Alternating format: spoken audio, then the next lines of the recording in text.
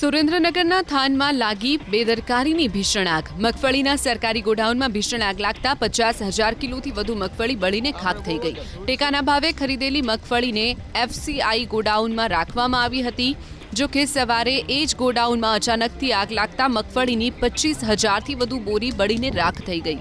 આગ બુઝાવવા માટે થાનગઢ અને ચોટીલાની ફાયર બ્રિગેડ ટીમની મદદ લેવામાં આવી હતી। જેસીબી સહિતના સાધનો વડે ગોડાઉનની દિવાલ અને 2 શટર તોડીને વિકરાળ આગ પર કાબૂ મેળવવાના પ્રયાસો હાથ ધરવામાં આવ્યા। આગની ઘટનાને પગલે ઘટના સ્થળ પર સ્થાનિક પ્રશાસન અને નાફેડના અધિકારીઓ પણ ઘટના સ્થળ પર પહોંચી ગયા હતા। 2 કલાકની ભારે જહેમત બાદ આગ પર કાબૂ મેળવવામાં સફળતા મળી હતી। જો કે આગ સંપૂર્ણપણે કાબૂમાં આવ્યા બાદ ખરેખર નુકસાનીનો અંદાજ આવશે।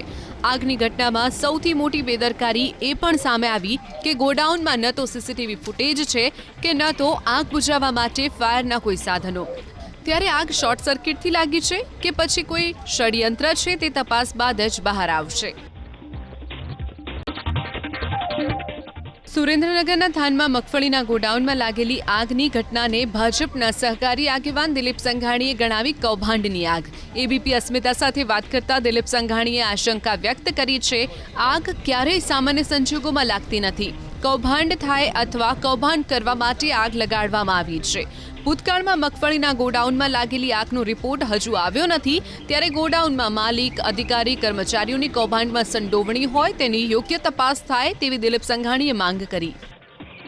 આગ લગાવવામાં જેનો હાથ હોય એને અમે કડકાઈપૂર્વક પગલાં લેવાય, કારણ કે અંદર માલ કાં તો બોગસ ગયો હોય, 2 નંબરી ગયો હોય, કાં ઘટ્યો હોય, કાં વેચી નાખ્યો હોય, એટલે માલ પૂરતો આપી ન કેમ હોય ત્યારે આગના બનાવ કંઈક સળગી ગયું, એટલે કૌભાંડ સિવાય આગ લાગે જ નહીં, આવું મારું બહુ સ્પષ્ટ મત છે।